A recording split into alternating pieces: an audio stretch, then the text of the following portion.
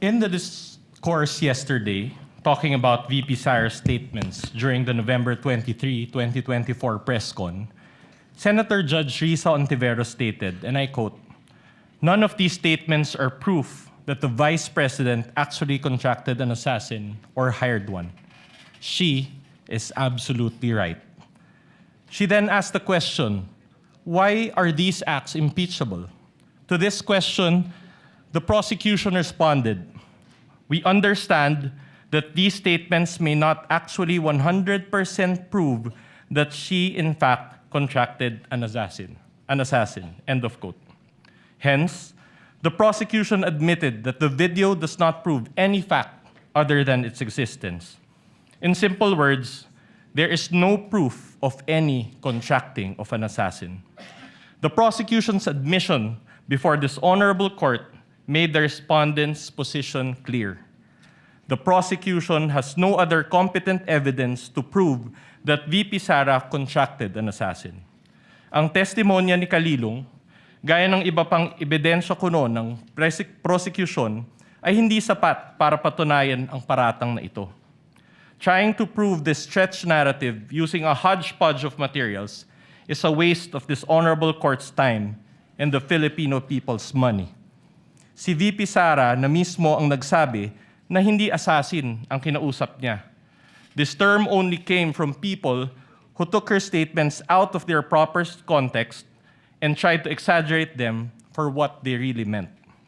The truth of the matter is this: she and her family were threatened, and while her response was unconventional, it was justified.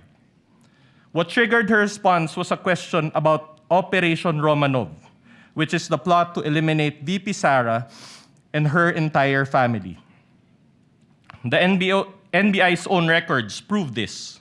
In the minutes of the meeting of Dempsey Reyes' interview, he said, and I quote, "May press con kasi earlier than that," sabi niya, parang hindi lang niya gusto daw, sabi lang niya gusto daw siyang patayin daw, according to her, ni Speaker. That was during a press conference the day before, November 2022. End of quote.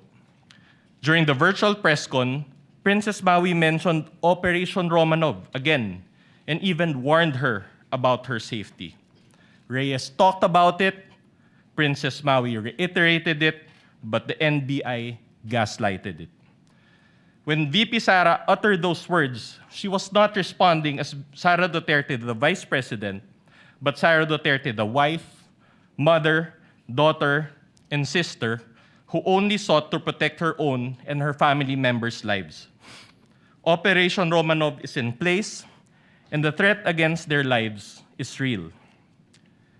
VP Sara became the target of unauthorized intelligence and surveillance operations by government operatives that exposed her family to high-level risks and security threats, thereby causing intense trauma and uncontrollable fear. Her homes in Davao and Manila were profiled, and this is proven by classified casing reports. Her trusted security personnel were removed. Her schedule of official functions, like the one in Naga, was leaked by intelligence agents, and her security was heavily compromised. In sum, the prosecution was right in using the term culmination. But the prosecution's interpretation is wrong. Rather, when VP Sara left the administration, she suffered various forms of threats and harassment for many months from the powers that be, and the culmination was her statement on that fateful early morning in November 2024. She didn't commit an impeachable offense.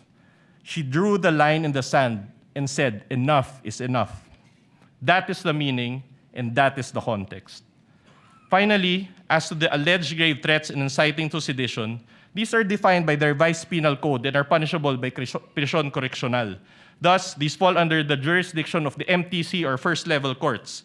These charges are not other high crimes as contemplated by the Constitution as grounds for impeachment and are therefore not impeachable. After all, VP Sara was fighting two important battles that day. One against the threat to her family's life, and another against the life of the ordinary Filipino, constantly suffocated by the immense weight of corruption, which she talked about during the press con. She never incited sedition. She merely echoed the voice of ordinary Filipinos. Her message that day only reflected what was already in their hearts and minds. There was no betrayal of public trust. She actually upheld the people's trust as she spoke for and behalf of the people. Thank you, Your Honor. Thank you, Attorney Vinluan. Chair